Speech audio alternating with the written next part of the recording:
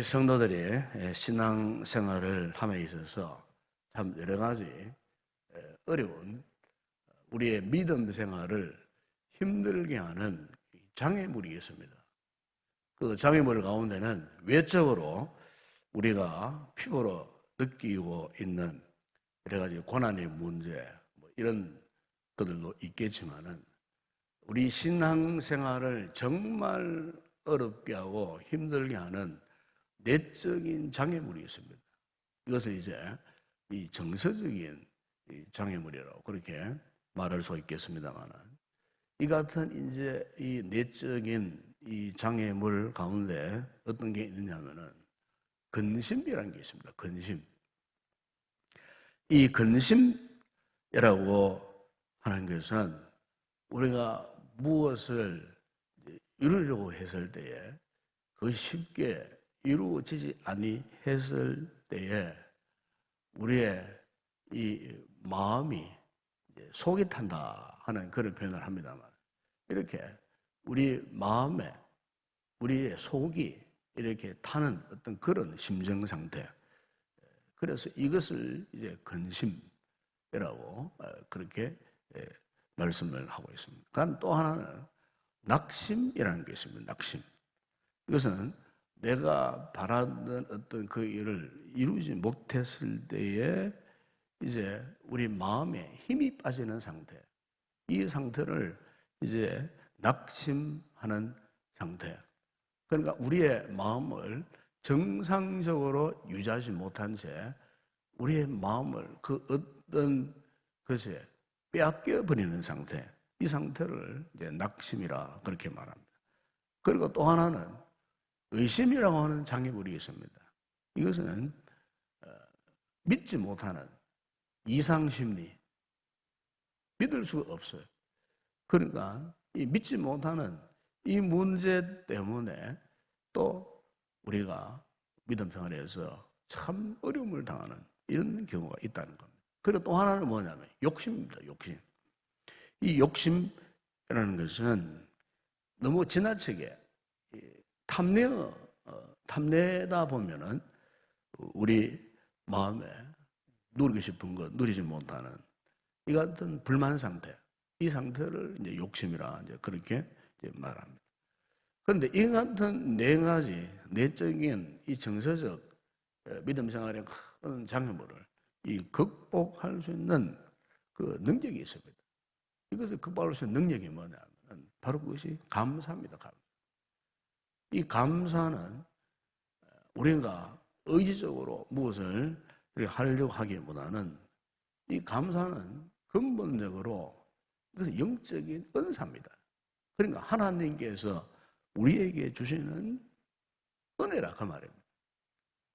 이 감사는 모든 우리의 외면이나 내면에 우리의 믿음 생활을 힘들게 하고 어렵게 하는 이 모든 장애물들을 극복할 수 있습니다.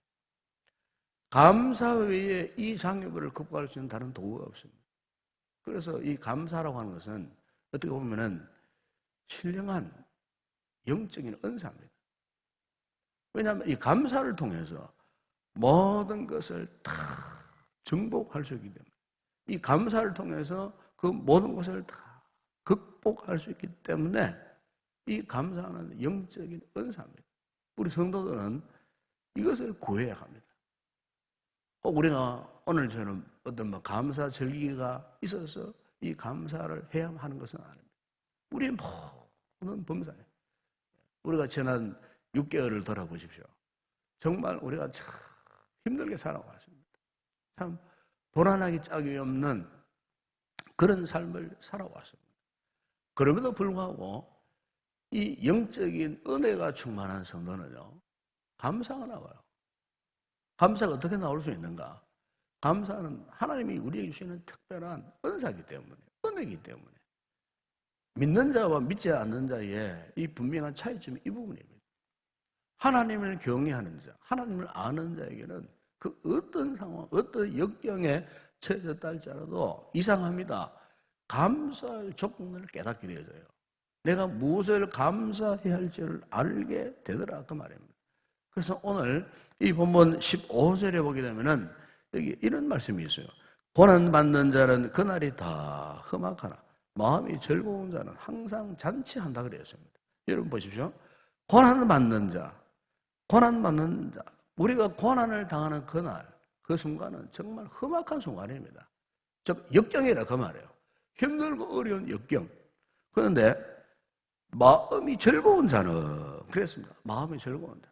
비록 우리가 고난 가운데 던져졌다 할지라도 역경 가운데 우리가 이렇게 놓여졌다 할지라도 그런데 마음이 즐거운 자.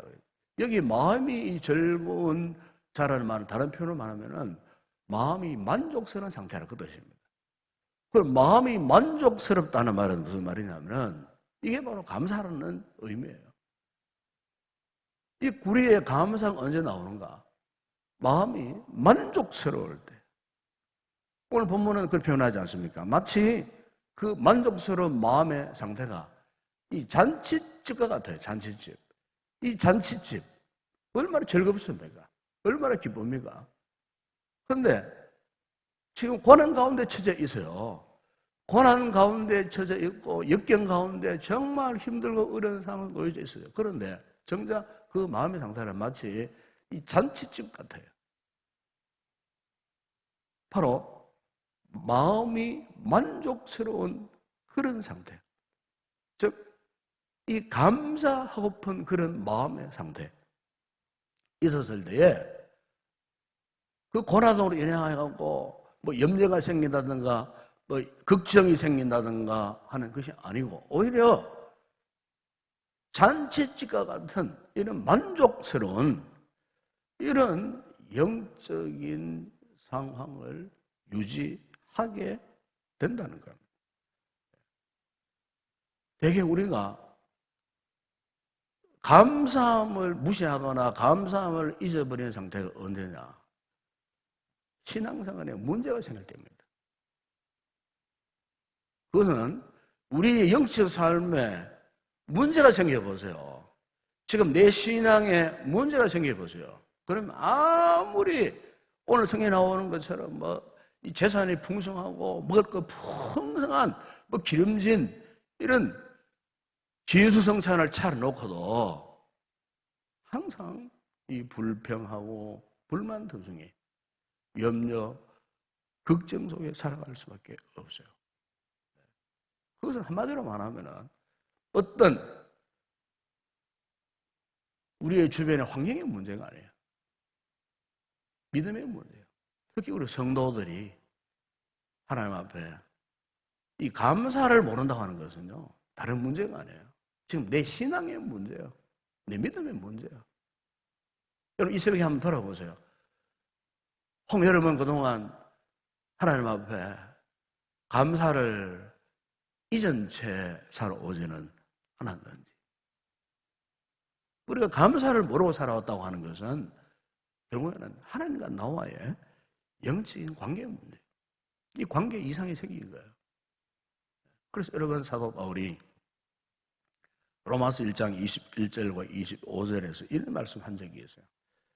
그 21절에 보면 하나님을 알되 하나님으로 영화롭게도 아니하며 감사치도 아니하고 오히려 그 생각이 허망하여 미련한 마음이 어두워졌다. 그렇게 말씀합니다. 왜 감사하지 못하는가? 그 이유를 지적하고 있지 않습니까? 하나님을 알긴 알지만 하나님을 영화롭게, 여기 영화롭게 아니한다는 말은 하나님 앞에 도대체 무엇으로 영광을 돌려야 할지, 하나님을 무엇으로 내가 기쁘게 해야 할지를 모르고 살았다 그 말이에요.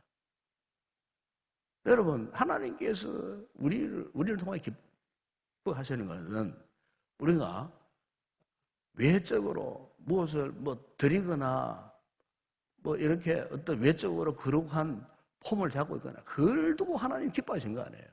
하나님 우리 중심을 보신 하나님을 그랬잖아요.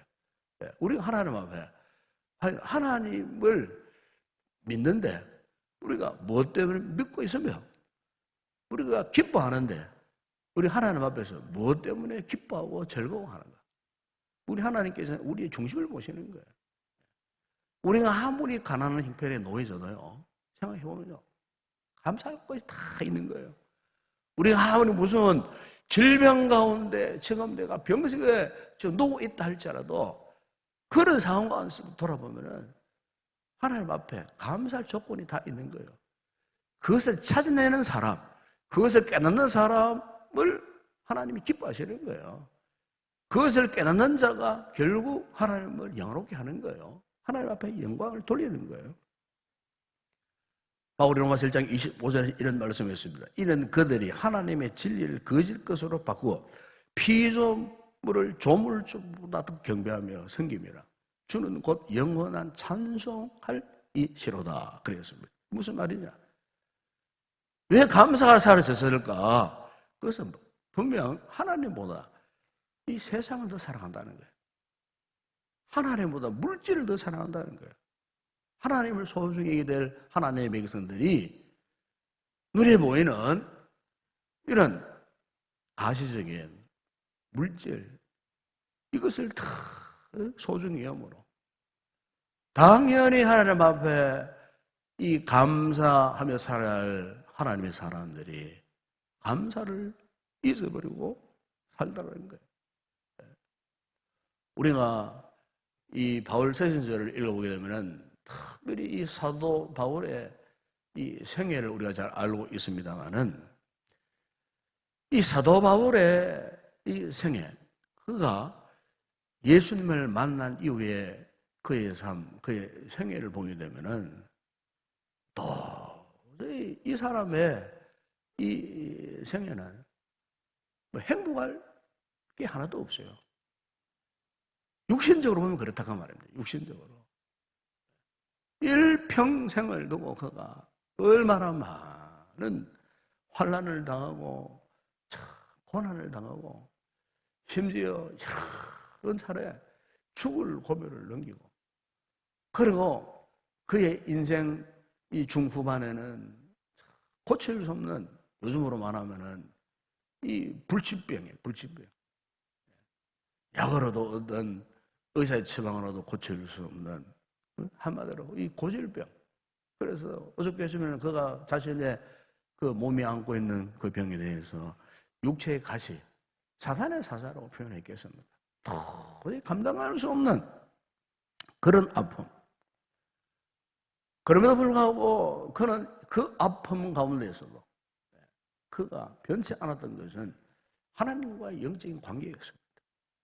그래서 한 번은 그가 얼마나 이 몸이 아프고 고통스러워서 이 자신의 질병을 끌어안고 하나님 앞에 3번 죽게 간구했다고 말하지 않았습니까? 하나님 앞에.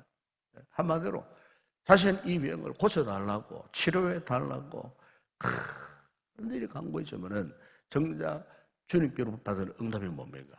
내 은혜가 내게 족합니다. 내 은혜가 내게 족합니다. 이 바울이 영적으로 얼마나 민감한 사람이었습니까? 그런데 내 은혜가 내게 족하도다. 이 짤막한 한마디 이 주의 말씀의 응답을 그가 깊이 깨달았어요. 그래서 깨닫고 이 은혜를 깨닫고 나니까 오히려 그의 마음에 감출 수 없는 기쁨이 넘쳤어요. 그래서 그의 고백이 고린도후서 12장 그 10절에서 이렇게 말씀하지 않습니까? 내가 그리스도를 위하여 약한 것들과 능력과 궁핍과 핍박과 곤란을 기뻐한다. 그래서 기뻐한다. 여러분, 바로 이 상태, 이 모습, 이게 뭐냐? 이게 감사입니다. 감사. 감사가 이겁니다. 감사는 우리 하나님 앞에 무엇을 바쳐야만이 감사하는 거 아니에요? 감사는 지금 내 영적인 상태가 하나님과 나와의 관계 속에서 이런 기쁨이 있느냐 그 말이에요. 이 새벽에 우리의 마음을 한번 돌아보십시오. 여러분, 우리 하나님과 관계 속에서 이런 기쁨이 있는가? 여러분, 믿음 생활 정말 기쁘게 잘하고 있습니까? 신앙생활이 기뻐야 돼요. 이 교회를 섬겨가는 것이 기뻐야 돼요. 억지로 체면체례로 우리가 이곳에 나와 있는 거 아니잖아요. 뭐 사람 눈치 보고 이곳에 앉아 있는 거 아니잖아요. 기뻐야 돼요. 기뻐하셔야 돼요. 그래, 교회를 섬겨야지 뭐 이렇게 참 직분을 맡고 있어요. 그 직분을 감당할 때 기뻐야 돼요. 사람 의식하고 하기 싫은 거 억지로 하면 안 돼요. 그건 하나님 앞에 어떻게 보면 불순종이에요. 그게. 하나님 앞에 주신 이 거룩한 이 모든 일들에 대해서 우리가 참으로 기뻐함으로 잘 감당해야 할 줄로 믿습니다. 그 시작이 뭐냐? 감사를 깨닫는 거예요. 감사를 모르면은 그 어떤 일을 맡아도 그 사람은 하나님 앞에서 기쁨으로 감당할 수가 없어요. 여러분 이걸 깨달으셔야 돼요. 우리가 감사라는 것이 뭐 거창한 거 아닙니다, 여러분. 정말 우리 하나님 앞에 진정한 이 감사의 삶을 살기 원한다면 우리 영적 상태에 변화가 일어나야 돼요. 오늘 이 감사절기만 또 감사하는 척 하지 마시고 정말 우리가 일평생을 두고 잊지 말아야 할 것은 하나님 앞에서 기쁜 삶을 사셔야 돼요. 즉 그래야 우리가 감사의 진정한 삶을 살아갈 수가 있는 거예요. 그러기 위해서는 항상 우리 성도들이 은혜를 사모해야 됩니다. 은혜 속에 푹 잠겨야 합니다. 은혜 속에 푹 잠겨보세요. 그러면요 세상적인 염려, 걱정, 원망, 불평 이게 다 사라집니다. 여행을 하다 보면 한 번씩 이런 경우를 경험합니다. 특히 제가 이제 선교지를 여러 차례 다녀왔습니다만 선교지를 이제 갈 때마다 이제 참 불안한 부분이 딱 하나 있어요. 그냥 비행기를 탈 때입니다. 비행기. 한국에서 그나마 이제 큰 다른 지역으로 이동할 때는 정말 좋은 비행기 타고 가잖아요. 좋은 비행기. 그런데 이제 선교지에 딱 내려보면은 지금은 많이 좀 바뀌었습니다만 처음에는 가보니까 비행기인데 완전히 시골 버스 같은 비행기예요. 바람이 불면 그냥 휙 날아가 버리거든. 자그마한 그런 비행기예요. 처음에는 보니까 프로펠러 비행기더라고. 이 프로펠러 비행기 위험합니다. 이게 뭐 한쪽만 고장나도 이거 완전히 추락해 버리는 거예요. 그런데 큰 비행기를 타면은요, 왠지 모르게 마음이 든든해요. 나쁜 공원 올라가도 비행기 흔들림도 이렇게 별로 없고 아주 안전하게 잘 날아가요. 이 자만 비행기 타고 오세요. 그런 비행기가 바람에 휙휙휙 이렇게 날려가는 그런 느낌. 창조할 때 보면 큰 비행기는 육중해가지고 참 무게 있게 이렇게 든든하게 창조를 하는데 작은 비행기는요 그냥 이렇게 활주로에 바퀴가 이렇게 마주치면 그냥 비행기가 팅 튕겨버리고 한 번은 그런 일이 있었어요. 한겨울에 활주로 얼어 있는 상태에서 그 자그마한 비행기를 타고 몇 차례 시도하다가 마지막에 착륙을 하는데 비행기가 그냥 미끌리지면서 착륙을 하는데 얼마나 불안한지 몰라요.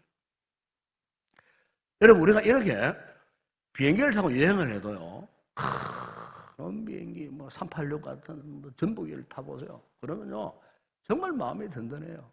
그런데 작은 비행기를 한번 타보세요. 불안할 짝이 없어요. 이게 무슨 말이냐면은 우리가 하나님의 은혜에 깊이 이렇게 묻혀서 삶을 살면은요 웬만한 외부의 어떤 힘들고 어려운 자극들이 장물이 있어도 염려가 안 됩니다. 그런데 지금 내 믿음 생활에 신앙생활에 지금 하나님과 인격 관계가 문제가 생겨가고 이 하나님 은혜가 지금 고갈된 상태야. 지금 내 심령이 지금 마른 상태에 있어. 여러분요 조금만 이렇게 힘든 일을 만나보세요. 그러면 다 항상 내 마음에서 분노가 터져 나오고 불평이 나오고 원망이 나오고 조금만 어려움을 당해보세요. 그냥 걷잡을 수 없는 마음의 염려, 근심에 묶여가고 어찌할 뻔을 그 이유가 뭡니까? 은혜가 충만하지 못하는 결과예요. 은혜가 충만해져 보세요. 오늘 여기 본문에도 이 말씀하고 있듯이 하나님을 경외하는 이 신앙에서 흔들림이 없어요. 하나님을 경외 하는 이 신앙의 흔들림이 없기 때문에 무슨 일을 만나도요, 염려, 걱정, 근심하지 않아요. 불평하지 않아요. 하나님 앞에 그저 감사할 뿐이에요. 오늘 우리 성도들이 이런 복된 삶을 살아가기를 주의 이름으로 축원합니다. 예, 그래서 여러분 16절에 보세요. 가산이 적어도 여호와를 경외하는 것이 크게 부하고 번뇌하는 것보다 낫다 그래서 하나님을 경외하는. 예. 아무리 많은 가산을 가지고 있어도 하나님을 경외하지 않는 자들 보세요. 끊임없는 욕심, 탐심에 빠져 살아가잖아요. 그것 때문에 감사를 몰라요. 17절에 보세요. 채소를 먹으며 서로 사랑하는 것이 살찐 소를 먹으며 서로 미워하는 것보다 낫다 그랬어요. 살찐 이 소에 풍성한 양식이 있어도요, 하나님을 이 경외하는 것이 없으면요, 원망 불평이 나온다는 거예요. 생새끼 채소를 먹는 한이 있더라도 하나님을 경외하는, 즉 다시 말하면 하나님과의 영적 이 관계 속에, 하나님의 은혜 속에 사는 사람은 13절 말씀으로 그 절로 가면 그 마음의 즐거움을 잃어버리지 않습니다. 만족스러운 마음을 잃어버리지 않습니다. 감사하는 마음을 잃어버리지 않는다는 것이죠. 오늘 우리가 맥주 감사주일을 맞이하고 있습니다만 지난 6개월 돌아보시고 정말 하나님의 은혜 가운데 우리가 살아온 것 같아요. 온 세상이 난리를 쳤는데도 감사한 것은 참 우리 교회 성도들 가운데 어린 영아, 유아에 이르도록 한 사람도 참 이런 참 전염병에 감염되는 일이 없었다고 하는 거예요. 제가 새벽에 기도하는 가운데서도 그런 것을 참 느끼고 너무 감사해서요. 우리 노교회를 사랑하셔서 우리 성도들을 사랑하시고 우리 가족들을 사랑하셔서 참 이런 상황 가운데서도 이렇게 우리를 든든히 지켜주신 그 하나님의 놀라운 은혜, 뭐 다른 거 생각할 거고 이거 하나만 보더라도 우리가 충분히 하나님 앞에 감사하고도 남을 믿는 이런 큰 은혜를 우리가 받고 있지 않았는가. 이 새벽에 우리가 다시 한번 하나님의 은혜를 새기고, 비록 아직도 힘들고 어려운 상황 속에 있고 우리 성도들 가정적으로 참 개인적으로 둘러봐도 정말 참 힘들고 어려운 위경 속에 모이는 그런 성도들이 없지 않아 있어요. 그런 와중에서도 우리가 영적인 상태가 건강하면요, 감사가 나오는 겁니다. 이 새벽에 기도 우리 성도들에게 다시 한번 하나님 앞에 진정한 감사, 정말 우리의 이 삶에 있어서 포기할 수 없는 이 감사의 진정한 은혜를 누리는 복된 성도 되시길 주의 이름으로 축원합니다.